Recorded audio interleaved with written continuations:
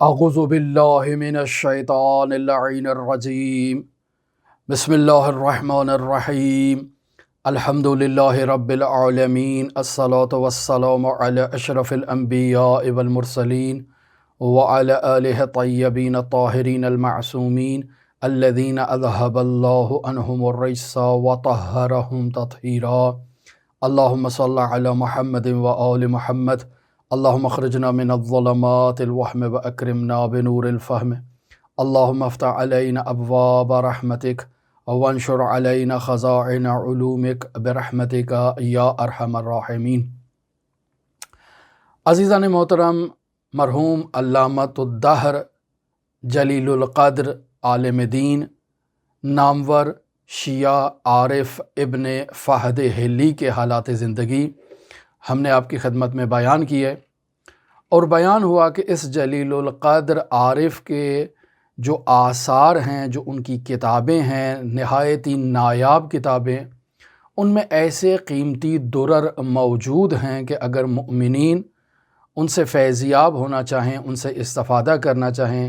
تو اس جلیل القدر عارف کے ان آثار کا، ان کتابوں کا مطالعہ نہایت ضروری ہے۔ آج جس موضوع کو آپ کی خدمت میں بیان کرنا چاہتا ہوں، در واقع مرحوم ابن فہد حلی کی کتاب عدۃ الداعی و نجاح الساعی کے اندر یہ موضوع بیان ہوا ہے کہ دعا قبول کیوں نہیں ہوتی، بالخصوص وہ افراد جن کی دعا قبول نہیں ہوتی ہے، ایسے افراد کا تذکرہ انہوں نے کیا ہے اور 10 گروہ بیان کیے ہیں، 10 قسم کے افراد بیان کیے ہیں کہ جن کی دعا قبول نہیں ہوتی ہے۔ سب سے پہلے انہوں نے امام جعفر صادق علیہ السلام کی ایک روایت کو بیان کیا ہے۔ اس روایت کو مرحوم قطب الدین راوندی نے اپنی کتاب الدعوات صفحہ نمبر 33 اور حدیث نمبر 75 کے تحت اس روایت کو بیان کیا ہے۔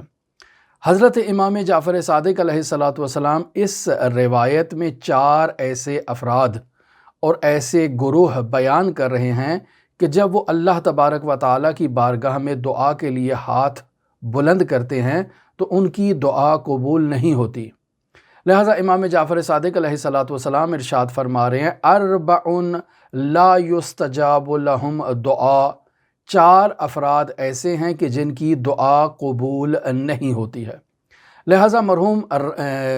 ابن فہد حلی جو 10 افراد بیان کر رہے ہیں کہ جن کی دعا قبول نہیں ہوتی، ان 10 افراد میں سے پہلے 4 افراد یہی ہیں جنہیں امام جعفر صادق علیہ السلام نے بیان کیا ہے۔ لہذا حدیث میں بیان ہوتا ہے، الرجل جالس فی بیتہ یقول، وہ انسان جو اپنے گھر میں بیٹھ جاتا ہے اور اللہ تبارک و تعالیٰ کی بارگاہ میں اپنے ہاتھوں کو بلند کر کے اللہ سے تقاضا کرتا ہے اور اللہ سے مانگتا ہے، اللہ کو پکارتا ہے اور اللہ سے کہتا ہے، یا رب ارزقنی، اے میرے پروردگار مجھے رزق عطا فرما۔ عجیب ہے، یہ شخص کوئی محنت نہیں کر رہا، کوئی مزدوری نہیں کر رہا، کسی کاروبار میں شرکت نہیں کر رہا ہے، گھر سے باہر قدم ہی نہیں رکھتا ہے، بالفرض سارا دن مصلی عبادت پر بیٹھا رہے اور اللہ تبارک و تعالیٰ سے کہتا رہے، یا رب ارزقنی، یا رب ارزقنی، اے میرے پروردگار مجھے رزق دے، مجھے رزق دے، مجھے رزق دے۔ ایک تسبیح ہاتھ میں پکڑ لے اور سارا دن اللہ تبارک و تعالیٰ سے رزق کا تقاضا کرے۔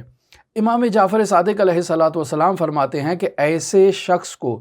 اللہ تبارک و تعالیٰ کی جانب سے کہا جاتا ہے، یقول لہو، اسے کہا جاتا ہے، الم اامرک بالطلب، کیا تمہیں رزق کی تلاش کا اللہ تبارک و تعالیٰ نے حکم نہیں دیا ہے؟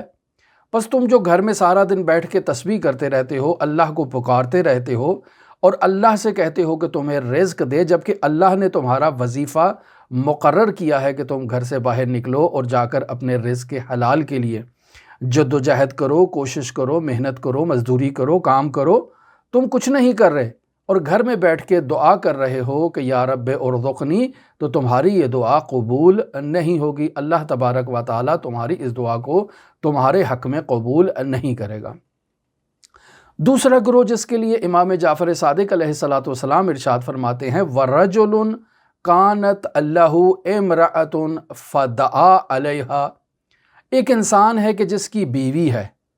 اور وہ اس بیوی کے لیے بد دعا کرتا ہے، یعنی در واقع یہاں ایک ایسی زوجہ کی طرف اشارہ کیا جا رہا ہے کہ جو اپنے شوہر کی مطیع اور فرمان بردار نہیں ہے، جو اپنے شوہر کے ساتھ خیانت کرتی ہے، اپنے شوہر کے ساتھ انصاف نہیں کرتی ہے۔ ایسی خاتون جو اپنی شوہر کی مطیع اور فرمان بردار نہ ہو، یعنی احکام الہیہ کی انجام دہی میں اور احکام الہیہ کو انجام دینے میں وہ اپنے شوہر کی فرمان برداری نہیں کرتی ہے، یعنی اگر شوہر معصیت کا حکم دیتا ہے، گناہ کا حکم دیتا ہے، اللہ کی اطاعت سے خارج ہونے کا حکم دیتا ہے، تو ایسی اطاعت تو شوہر کی ماننا واجب ہی نہیں ہے۔ لیکن اگر شوہر اسے کہتا ہے کہ پردہ کرو، وہ پردہ نہیں کرتی ہے۔ شوہر اسے کہتا ہے کہ گھر سے باہر نکلو تو آرائش کر کے، میک اپ کر کے گھر سے باہر نہ جاؤ، لوگوں کی تم پر نظر پڑے گی، وہ نہیں مانتی ہے۔ شوہر اسے کہتا ہے کہ نامحرموں سے گفتگو نہ کرو، وہ نہیں مانتی ہے۔ شوہر اسے کہتا ہے کہ نامحرموں سے رابطہ قائم نہ کرو، وہ رابطہ قائم کرتی ہے۔ یعنی در واقع شوہر کی اطاعت کے اندر یہ خاتون موجود نہیں ہے۔ اب یہ شوہر اللہ تبارک و تعالیٰ کی بارگاہ میں اس خاتون کے لیے نفرین کرتا ہے، بد دعا کرتا ہے، تو اللہ تبارک و تعالیٰ ایسے شخص کی دعا کو قبول نہیں کرتا۔ یقول، اس سے کہا جاتا ہے، الم اجعل امرہا بیدیک، کہ کیا اس خاتون کا امر تیرے ہاتھ میں نہیں ہے؟ تجھے اس کا ولی مقرر نہیں کیا گیا؟ کیا تو اس عورت کی نافرمانی کی بنیاد پر اسے اپنے گھر سے باہر نہیں نکال سکتا؟ کیا تو اسے طلاق نہیں دے سکتا؟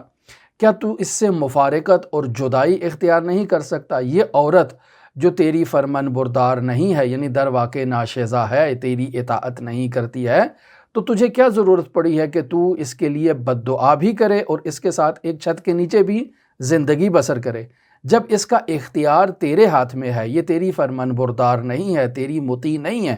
تو سارا دن بیٹھ کے لیے اس کے لیے بد دعا بھی کرتا رہے تو کیا فائدہ؟ تو اس کو چھوڑ، یہ اپنا کام کرے، اپنے گھر جائے، اپنی زندگی بسر کرے، جیسے اس نے جو ہے وہ اپنے معاملات کو انجام دینا ہے انجام دیتی رہے۔ تجھے اس سے کیا سروکار؟ تو اس سے آزادی اختیار کر لے اور اسے آزاد کر دے۔ پس در واقع ایسے شخص کی بھی دعا قبول نہیں ہوگی۔ تیسرا شخص جس کے لیے امام جعفر صادق علیہ السلام ارشاد فرماتے ہیں، وَرَجُلٌ كَانَ لَهُ مَالٌ فَأَفْسَدَهُ، ایک انسان ایسا ہے جسے اللہ تبارک و تعالیٰ نے مال عطا کیا ہے، اب یہ انسان اس مال کو تباہ کر دیتا ہے، کسی ایسے کاروبار میں ڈالتا ہے کہ جس کاروبار میں وہ مال تباہ ہو جائے گا، یعنی معلوم ہے کہ اس کاروبار میں اگر پیسے کو لگایا جائے گا تو پیسہ تباہ ہو جائے گا، ضائع ہو جائے گا، لیکن وہ اس کاروبار میں اس جگہ پر اس پیسے کو سرمایہ کاری کرتا ہے اور اپنے مال کو خود اپنے ہاتھوں سے گویا کہ آگ لگا دیتا ہے۔ فَيَقُولُ، اب یہ اللہ تبارک و تعالیٰ کی بارگاہ میں اس پہ جائے نماز پہ مصلی عبادت پر بیٹھ جاتا ہے اور اللہ سے کہتا ہے، یا رب ارزقنی، اے میرے پروردگار مجھے رزق عطا فرما۔ فَيَقُولُ لَهُ، اللہ تبارک و تعالیٰ اس شخص سے کہے گا، الم اَأْمُرُكَ بِالْاِقْتِصَادِ، کیا اللہ تبارک و تعالیٰ نے تجھے میانہ روی کے لیے نہیں کہا تھا؟ تجھے اسراف سے نہیں روکا تھا؟ تجھے ایسے معاملات میں، اقتصادی معاملات میں، ایسی جگہ پر سرمایہ کاری سے تجھے نہیں روکا جہاں معاملہ کرنا تیرا در واقع سفیہوں کا معاملہ ہوگا؟ پس گویا کہ تو نے اپنے ہاتھوں سے اپنے مال کو ضائع کر دیا ہے، اب تو اللہ تبارک و تعالیٰ سے تقاضا کرتا پھرے کہ اللہ رزق دے، رزق دے، رزق دے، تو تجھے دیا تو تھا اللہ تبارک و تعالیٰ نے، پھر تو نے ضائع کیوں کیا؟ لہٰذا ایک مشابہ حدیث حضرت امام جعفر صادق علیہ السلام سے مزید آپ کی خدمت میں پیش کروں کہ امام فرماتے ہیں کہ اللہ جس شخص کو، یعنی شخص اللہ سے مال کا تقاضا کرتا ہے، اللہ تبارک و تعالیٰ اسے مال عطا کر دیتا ہے، لیکن وہ اس مال کو ضائع کر دیتا ہے اور پھر اللہ تبارک و تعالیٰ سے تقاضا کرتا ہے، دعا کرتا ہے، تو پھر اللہ تبارک و تعالیٰ اسے کہتا ہے کہ تم نے ضائع کیوں کیا تھا؟ یعنی تمہیں دیا اور پھر تم نے ضائع کر دیا، اب پھر تم دوبارہ اللہ تبارک و تعالیٰ سے تقاضا کرو۔ پس در واقع یہ روایت اس دوسری روایت کے ساتھ مشابہ ہے، جملے تقریباً ویسے ہی ہیں کہ رجل کان لہ مال، رجل تھا، انسان تھا جس کے پاس مال تھا، فَأَفْسَدَهُ، اس نے مال کو ضائع کر دیا، فاسد کر دیا، کسی ایسی جگہ پر انویسٹ کیا کہ جہاں سے وہ مال ضائع ہونا یقینی تھا۔ اب وہ اللہ کی بارگاہ میں تقاضا کر رہا ہے کہ یا رب ارزقنی، تو یقول لہ الم اامرک بالاقتصاد، کیا تمہیں میانہ روی، اعتدال اور معاملات میں سوجھ بوجھ سے کام لینے کا حکم نہیں دیا گیا تھا؟ بس تم نے خود اپنے مال کو ضائع کیا ہے۔ اب اللہ تبارک و تعالیٰ تمہاری اس بے قدری پر تمہیں دوبارہ کچھ عطا نہیں کرے گا۔ چوتھا شخص وہ شخص ہے کہ جو درواقع رجل کان لہ مال، شخص ہے کہ جس کے پاس مال ہے، فَأَدْنَهُ بغیر بینۃ، وہ مال اٹھا کر کسی کو قرض دے دیتا ہے لیکن کسی کو شاہد مقرر نہیں کرتا ہے۔ اسلام یہ کہتا ہے کہ جب آپ کسی کو قرض دے رہے ہو تو باقاعدہ شاہد کو مقرر کرو، یعنی کسی کے سامنے قرض دو تاکہ وہ تمہاری گواہی دے سکے کہ اس شخص نے قرض دیا ہے۔ اور اسلام کہتا ہے کہ باقاعدہ اپنے ایسے معاملات کو مکتوب بھی کر لو، یعنی باقاعدہ کسی اسٹامپ پیپر پر، کسی ایسی قانونی دستاویز پر دونوں افراد مل کر جو ہے وہ ایک ایگریمنٹ سائن کر لیں کہ دینے والا بھی معلوم ہو، لینے والا بھی معلوم ہو، اور باقاعدہ وہاں شاہد کے دستخط بھی موجود ہوں۔ لیکن ایک شخص ہے کہ جس کو اللہ تبارک و تعالیٰ نے مال دیا، اب اس شخص نے اس مال کو اٹھا کر کسی دوسرے کے حوالے کر دیا، لیکن نہ کوئی اسٹامپ پیپر ہے، نہ کوئی شاہد ہے، نہ کوئی گواہ ہے، ایسے ہی اٹھا کر دے دیا۔ فَيَقُولُ، اب اس سے کہا جائے گا الم اَأْمُرُكَ بِالشَّهَادَةِ، کہ اللہ تبارک و تعالیٰ نے تجھے شاہد مقرر کرنے کے لیے حکم نہیں دے رکھا ہے؟ یعنی اسلامی تعلیمات میں جب بیان کر دیا گیا کہ جب تم کسی کو قرض دے رہے ہو تو شاہد بیچ میں لے کر آؤ، تاکہ وہ ایسے وقت میں جب تمہارا کوئی یاور اور ناصر اور مددگار نہ ہو، تمہارا مال ڈوبنے کا خطرہ ہو، تو تب تم قاضی کے پاس جا کر شہادت دے سکتے ہو، گواہی دے سکتے ہو کہ میرے سامنے یہ سب معاملات ہو رہے تھے، اس نے قرض لیا، اس نے واپس نہیں کیا، لیکن تم نے خود شاہد مقرر نہیں کیا۔ اب تم اللہ تبارک و تعالیٰ سے کس منہ سے تقاضا کر رہے ہو؟ لہٰذا تمہاری دعا قبول نہیں کی جائے گی۔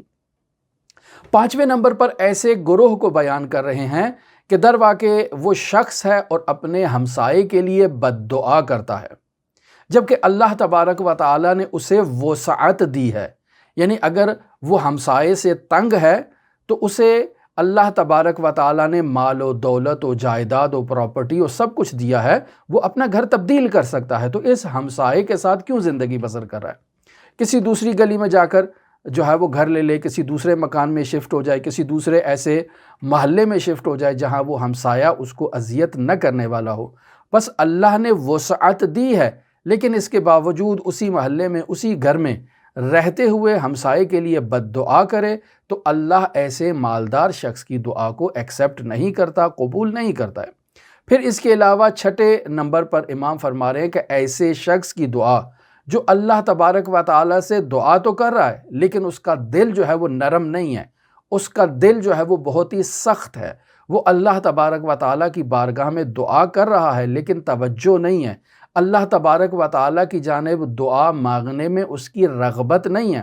ایسے ہی ہے کہ جیسے ایک سفی انسان کسی چیز کا تقاضا کرتا ہے لیکن اس کو خود اس کا ادراک اور شعور نہیں ہوتا ہے، تو در واقع ایسا شخص اللہ تبارک و تعالیٰ کی بارگاہ سے بے رغبتی میں کسی چیز کا تقاضا کرے، دل سے تقاضا نہ کرے، تو در واقع ایسے شخص کی دعا بھی قبول نہیں ہوگی۔ حضرت امام جعفر صادق علیہ السلام سے روایت ہے، اور یہاں ابن فہد حلی نے اس روایت کو تحریر کیا ہے۔ یہ روایت مرحوم کلینی نے بھی اصول کافی جلد نمبر 2 صفحہ نمبر 473 پر حدیث نمبر 1 کے تحت اس روایت کو بیان کیا ہے۔ تو پس امام جعفر صادق علیہ السلام ارشاد فرماتے ہیں کہ ان اللہ عز وجل لا یستجیب دعاء بظہر قلب صاح،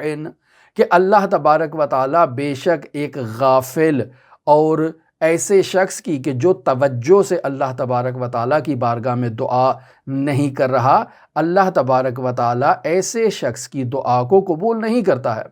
فَإِذَا دَعَوْتَ فَأَقْبِلْ بِقَلْبِكَ، پس جب بھی تم اللہ تبارک و تعالیٰ کی بارگاہ میں دعا کے لیے اپنے ہاتھ بلند کرتے ہو تو اللہ تبارک و تعالیٰ کو دل سے پکارو، دل سے اللہ تبارک و تعالیٰ کی بارگاہ میں دعا کرو۔ ثم استیقن بالاجابت، اب تم نے دل سے اللہ کی بارگاہ میں دعا کر لی ہے تو اب یقین بھی رکھو کہ اللہ تبارک و تعالیٰ تمہاری دعا کو قبول کرے گا۔ بس وہ شخص کہ جو دل سے دعا تو کر رہا ہے لیکن اسے اللہ پر اعتماد نہیں ہے، اطمینان نہیں ہے، اللہ پر بھروسہ نہیں ہے، اب ایسا شخص پہلے وہ شخص ہے کہ جو توجہ سے دعا نہیں کر رہا، اس کی تو دعا قبول نہیں ہے، اب توجہ سے دعا کر رہا ہے لیکن اسے اللہ پر اعتماد نہیں ہے، اللہ تبارک و تعالیٰ کی نسبت، یہ شخص بدبین ہے، اب ایسے شخص کی بھی دعا قبول نہیں ہوگی۔ لہٰذا مشابہ حدیث ہے، امام جعفر صادق علیہ السلام سے حدیث ہے، مرحوم کلینی نے کافی کی جلد نمبر 2 ہے اور صفحہ نمبر 474 پر اس حدیث کو بیان کیا ہے، ان اللہ عز وجل لا یستجیب دعاء بظاہر قلب قاس، یعنی اللہ تبارک و تعالیٰ ایک سنگ دل انسان کی دعا کو قبول نہیں کر رہا، یعنی وہ شخص جو اللہ کی بارگاہ میں دعا تو کر رہا ہے لیکن نہایتی شقی انسان ہے، نہایتی سخت دل انسان ہے، یعنی اصلاً اس کے دل میں کسی قسم کی نرمی موجود نہیں ہے، اللہ کی بارگاہ میں دعا کر رہا ہے تو اس کی آنکھوں سے آنسو جاری نہیں ہو رہے، بالکل شقی قسم کا انسان ہے، تو ایسے شخص کی دعا کو اللہ تبارک و تعالیٰ قبول نہیں کرتا ہے۔ پھر 7ویں نمبر پر جس مورد کو ابن فہد حلی بیان کر رہے ہیں، فرماتے ہیں کہ جو شخص اللہ تبارک و تعالیٰ کی بارگاہ میں مصیبت کے نازل ہونے کے بعد دعا کرے، اللہ ایسے شخص کی دعا قبول نہیں کرتا ہے۔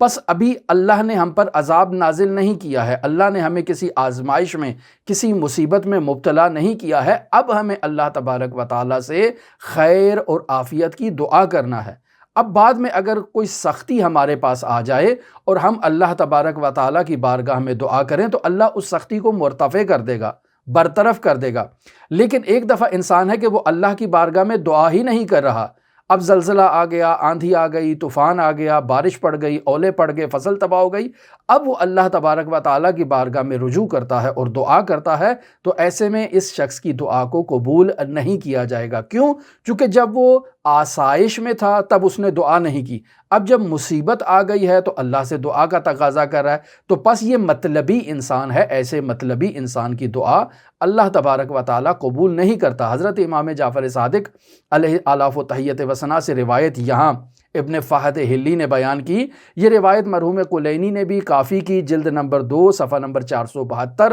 اور حدیث نمبر 1 کے تحت اس مطلب کو ذکر کیا ہے۔ امام جعفر صادق علیہ السلام ارشاد فرما رہے ہیں، من تقدم فی الدعاء استجیب لہ، کہ جو شخص اپنی دعا کو مقدم کرتا ہے اللہ اس کی دعا کو قبول کرتا ہے۔ کس وقت؟ اذا نزل بہ البلاء، یعنی مصیبت نازل نہیں ہوئی ہے لیکن وہ اللہ کی بارگاہ میں ہمیشہ سجدہ شکر ادا کرتا ہے، اللہ کی بارگاہ میں دعا گو رہتا ہے۔ اب اگر مصیبت آ گئی اور وہ اللہ کی بارگاہ میں دعا گو ہے تو گویا کہ اللہ کی محفل سے مانوس ہے، اللہ تبارک و تعالیٰ اس کی دعا کو قبول کرتا ہے۔ وقالت الملائکۃ، اب فرشتے جب اس کی آواز کو سنتے ہیں تو فرشتے کہتے ہیں صوت معروف، یہ آواز جانی پہچانی لگتی ہے، یہ شخص وہ ہے کہ جو پہلے بھی اللہ کی بارگاہ میں دعا کرتا ہے، ہم اس کی آواز کو پہچانتے ہیں۔ ولم یحجب عن السماء، اس کی آواز کو آسمان تک پہنچنے میں کسی رکاوٹ کا سامنا نہیں ہے، فرشتوں تک اس کی آواز پہنچ جاتی ہے، فرشتے اس کی آواز سے مانوس ہوتے ہیں، لہٰذا اللہ تبارک و تعالیٰ کی بارگاہ میں وہ دعا پہنچتی ہے اور وہ دعا مقبول قرار پاتی ہے۔ پس بلا اور مصیبت نازل ہونے سے پہلے اگر انسان دعا کرے تو اللہ تبارک و تعالیٰ ایسی دعا کو مصیبت آنے کے وقت بھی جب وہ شخص مانگتا ہے تو اللہ اس کی دعا کو قبول کرتا ہے۔ لیکن مد مقابل وہ شخص ہے کہ من لم یتقدم فی الدعاء، وہ شخص کہ جو دعا کو مقدم نہیں کرتا، لم یستجب، اس کی دعا کو قبول نہیں کیا جائے گا۔ اذا نزل بہ البلاء، جب اس پر مصیبت نازل ہو جائے تو اب اس کی دعا کو قبول نہیں کیا جائے گا۔ اب جب دعا کو قبول نہیں کیا جائے گا تو در واقع یہ شخص دعا کر رہا ہے، اس کی دعا آسمان کی طرف جا رہی ہے۔ وقالت الملائکۃ، اور ملائکہ اس کی آواز کو سنتے ہیں اور کہتے ہیں ان ذا صوتا لا نعرفہ، یہ آواز جانی پہچانی نہیں ہے، ہم اس آواز کو نہیں پہچانتے ہیں، نہیں معلوم کون شخص بولتا جا رہا ہے، کون شخص پکار رہا ہے، ہمارا آشنا نہیں ہے، ہمارا جانا جانا پہچانا شخص نہیں ہے، لہٰذا وہ دعا در واقع اللہ تبارک و تعالیٰ کی بارگاہ میں نہیں پہنچتی، اس دعا کے اور آسمان کے درمیان در واقع حجاب آ جاتا ہے، لہٰذا یہ شخص دعا کرتا رہے تو اللہ تبارک و تعالیٰ اس شخص کی دعا کو قبول نہیں کرتا۔ 8ویں مورد پہ ایسے شخص کی دعا کہ جو گناہ کرتا ہے اور پھر گناہ پر اصرار کرتا ہے، یعنی اس پر ثابت قدم رہتا ہے، جری ہو چکا ہے، اس کو کوئی خوف نہیں ہے اللہ تبارک و تعالیٰ کا، اب یہ اللہ کی بارگاہ میں دعا کرے تو اللہ تبارک و تعالیٰ اس دعا کو قبول نہیں کرتا۔ یہاں در واقع حضرت امام جعفر صادق علیہ السلام سے ابن فہد حلی نے ایک واقعہ نقل کیا ہے۔ ماجرا کچھ اس طرح سے ہے کہ بنی اسرائیل سے ایک انسان ہے جو اللہ تبارک و تعالیٰ کی بارگاہ میں مسلسل 3 سال سے دعا کر رہا ہے کہ اے میرے پروردگار مجھے اولاد نرینہ عطا فرما۔ ہم سب کی دعائیں ہیں، اکثر لوگ اللہ کی بارگاہ میں اولاد نرینہ کا تقاضا کرتے ہیں کہ اللہ انہیں بیٹا عطا کرے، تو یہ بنی اسرائیل سے تعلق رکھنے والا شخص بھی مسلسل 3 سال اللہ تبارک و تعالیٰ کی بارگاہ میں بیٹے کا تقاضا کر رہا ہے، لیکن اس کی دعا قبول نہیں ہو رہی ہے۔ اب اللہ تبارک و تعالیٰ کی بارگاہ میں اللہ کو مخاطب قرار دے کر اللہ سے کہتا ہے کہ اے میرے پروردگار کیا میں تیرے سے اتنا دور ہوں کہ میری آواز تجھ تک نہیں پہنچ رہی؟ ہوتا ہے نا کہ انسان جب کسی سے فاصلہ مکانی پر موجود ہو اور دعا کرے، پکارے اس کو، تو اس تک آواز نہیں پہنچتی ہے۔ جیسے 10 کلومیٹر، 2 کلومیٹر، 3 کلومیٹر کوئی دوسرا انسان کھڑا ہے اور سطح زمین بھی ہموار ہے، کوئی ایسے پہاڑ وغیرہ نہیں ہے جو آواز گونج کرتی ہو، اور میں اس کو پکاروں میری آواز اس شخص تک نہیں پہنچے گی، تو یہ شخص بھی اللہ سے ایسے ہی کہہ رہا ہے کہ اے میرے پروردگار کیا میں تیرے سے اتنا دور ہوں کہ میں تجھے پکارتا ہوں اور میری آواز تجھ تک نہیں پہنچتی ہے؟ ایک مرحلہ، یا میری آواز تجھ تک پہنچتی ہے لیکن تو جان بوجھ کر مجھے جواب نہیں دیتا۔ ایسے یہ بنی اسرائیل سے تعلق رکھنے والا شخص اللہ کو مخاطب ہوتا ہے، عالم رؤیا میں دیکھتا ہے کہ کوئی شخص اسے پکار رہا ہے اور اسے کہہ رہا ہے کہ تم مسلسل 3 سال سے ناپاک آلودہ زبان سے اللہ کو پکار رہے ہو، تمہارا دل میلا ہے اور اپنے میلے دل سے اللہ کو پکار رہے ہو، تمہاری نیت جو ہے وہ صادق نہیں ہے، تم سچے دل سے اللہ تبارک و تعالیٰ کو نہیں پکار رہے ہو، تو اب ایسی حالت میں اللہ تبارک و تعالیٰ تمہاری دعا کو کیسے ایکسیپٹ کرے؟ پس معلوم ہوا کہ پہلے مرحلے میں انسان کو خود کو، اپنے وجود کو آلودگی سے پاک کرنا ہے، یعنی پاکیزہ کرنا ہے، یعنی طہارت اختیار کرنا ہے۔ انسان کو اپنے قلب کو، اپنے دل کو بھی تقوی الہی سے آراستہ کرنا ہے، پاکیزہ کرنا ہے۔ انسان کو اپنی نیت کو بھی پاک کرنا ہے۔ اب جب انسان ان مراحل سے عبور کر کے اللہ تبارک و تعالیٰ کی بارگاہ میں دعا کرتا ہے تو یقیناً اس کی دعا مستجاب ہوگی۔ لہٰذا اس شخص نے ایسا ہی کیا، اس نے مسلسل 1 سال جو ہے وہ اپنی نیت کو بھی پاک رکھا، اس شخص نے مسلسل 1 سال تقوی الہی کو اختیار کیا، اس نے اپنی زبان کو، اپنے وجود کو ہر قسم کی آلودگی سے پاک رکھا۔ اب اللہ تبارک و تعالیٰ کی بارگاہ میں دعا کرتا ہے تو اللہ اسے اولاد نرینہ عطا کرتا ہے۔ پس معلوم ہوا کہ انسان جب تک گناہوں میں خود کو آلودہ کیے ہوئے ہے اور گناہوں سے نجات حاصل نہیں کرتا ہے، ایسے شخص کی دعا اللہ کی بارگاہ میں قبول نہیں ہوتی ہے۔ 9واں مورد جسے ابن فہد حلی بیان کر رہے ہیں وہ در واقع ایسے شخص سے متعلق ہے جو لقمہ حرام کو استعمال کرتا ہے، یعنی کسی حرام مال کو اٹھا کر، کسی حرام غذا کو استعمال کر کے کسی لقمہ حرام کو اپنے گلے کے نیچے اتارتا ہے۔ یہ مورد جو ہے وہ بہت زیادہ معاشرے میں پایا جاتا ہے۔ لوگ جو ہے وہ سود کا پیسہ کھاتے ہیں، رشوت کا پیسہ کھاتے ہیں، چوری کا پیسہ کھاتے ہیں، کسی کا مال غصب کر کے اس کی اجازت کے بغیر اس کو کھا لیتے ہیں۔ یہ سب در واقع لقمہ حرام کا مصداق ہے۔ اب اللہ کی بارگاہ میں اللہ سے اگر تقاضا کرے، دعا کرے اور اللہ اس کی دعا کو جو ہے وہ قبول نہ کرے تو پھر یہ اللہ سے گلہ نہ کرے بلکہ اپنے اعمال کی طرف رجوع کرے کہ اس کی زندگی میں کون سا ایسا عمل ہے جس عمل کے باعث اس کی دعا قبول نہیں ہو رہی ہے۔ خداوند متعال حدیث قدسی میں ارشاد فرماتا ہے کہ اسی مرحوم ابن فہد حلی نے عدۃ الداعی میں اس حدیث قدسی کو بیان کیا ہے۔ خداوند متعال انسان سے کہتا ہے کہ ایھا العبد، تمہارا وظیفہ یہ ہے کہ تم اللہ تبارک و تعالیٰ سے دعا کرو، اللہ کا وظیفہ یہ ہے کہ تمہاری دعا کو استجابت کرے، تمہاری دعا کو قبول کرے۔ پس اگر کوئی اللہ سے دعا مانگتا ہے تو اللہ سے وہ دعا پوشیدہ نہیں ہوتی ہے، مگر ایک دعا ایسی ہے جو اللہ سے پوشیدہ ہو جاتی ہے، وہ حرام خور انسان کی دعا ہے۔ یعنی جو شخص لقمہ حرام کھاتا ہے، اب اللہ کی بارگاہ میں دعا کرتا ہے تو اللہ کی بارگاہ تک وہ دعا نہیں پہنچتی ہے۔ ایک ایسی ہی حدیث رسول خدا صلی اللہ علیہ وآلہ وسلم سے ابن فہد حلی بیان کرتے ہیں کہ جو چاہتا ہے کہ اللہ کی بارگاہ میں اس کی دعا قبول ہو جائے تو وہ اپنی خوراک کا خیال رکھے، اپنے کاروبار کا خیال رکھے، اس کی خوراک پاک ہونی چاہیے، اس کا کاروبار پاک ہونا چاہیے، لقمہ حرام سے اسے اجتناب کرنا چاہیے، دوری کرنی چاہیے، چونکہ در واقع لقمہ حرام سے دوری کرنا اللہ کے نزدیک 1000 رکعت مستحب نماز کی ادائیگی سے زیادہ فضیلت رکھتا ہے۔ پس ایک شخص 1000 رکعت نماز ادا کر رہا ہے اور اس 1000 رکعت نماز کو ترازو کے ایک پلڑے پر رکھ دیا جائے اور ترازو کے دوسرے پلڑے پر ایک لقمہ حرام کو رکھ دیا جائے تو اللہ کی بارگاہ میں اس لقمہ حرام کی قباحت زیادہ ہے، لہٰذا اگر یہ اس لقمہ حرام کو ترک کر دے تو یہ 1000 رکعت نماز جو ہے اس کا پلڑا نیچے چلا جائے گا، اس کا پلڑا اوپر آ جائے گا کہ اس نے لقمہ حرام کو ترک کیا ہے۔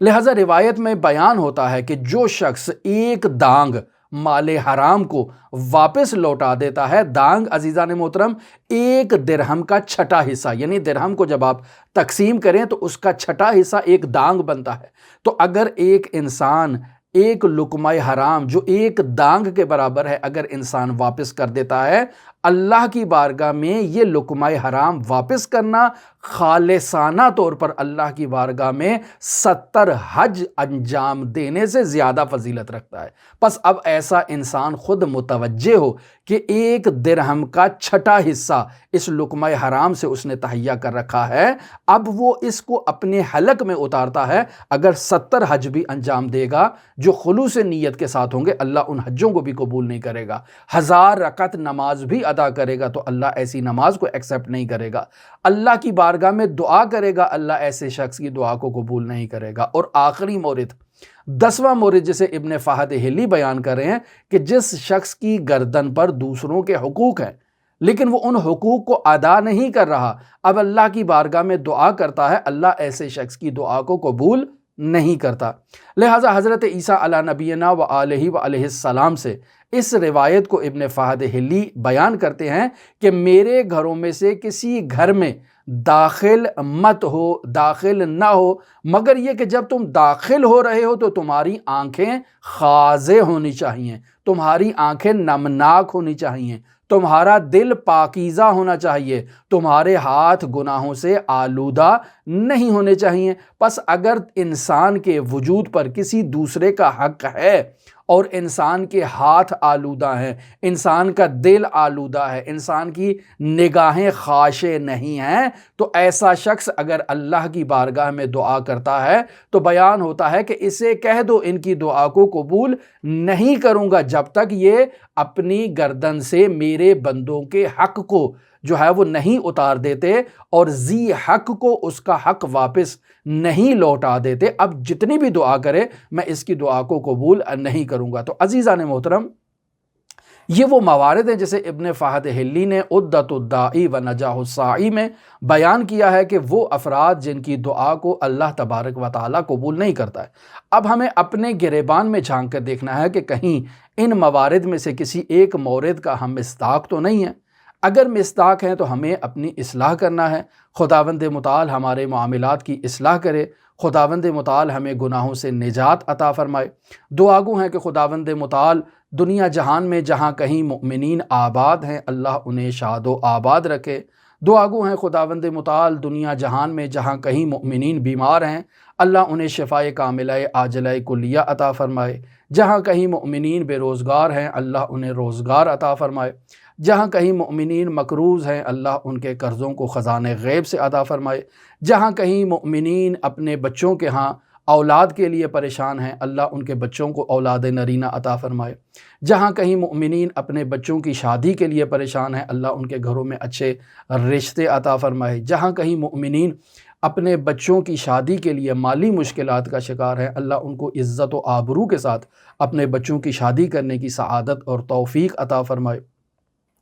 دعا گو ہیں کہ اللہ تبارک و تعالی منشی عالم بشریت حضرت صاحب العصر صاحب الامر صاحب الزمان کے ظہور میں تعجیل فرمائے اور ہمیں ان کے اصحاب و اعوان و انصار میں شمار فرمائے۔ آپ تمام مؤمنین کے لیے امام رؤوف علی ابن موسیٰ رضا کی بارگاہ میں نائب الزیارہ بھی ہیں اور دعا گو بھی ہیں۔ اللہم صلی علی محمد و آل محمد وعجل فرج قائم آل محمد۔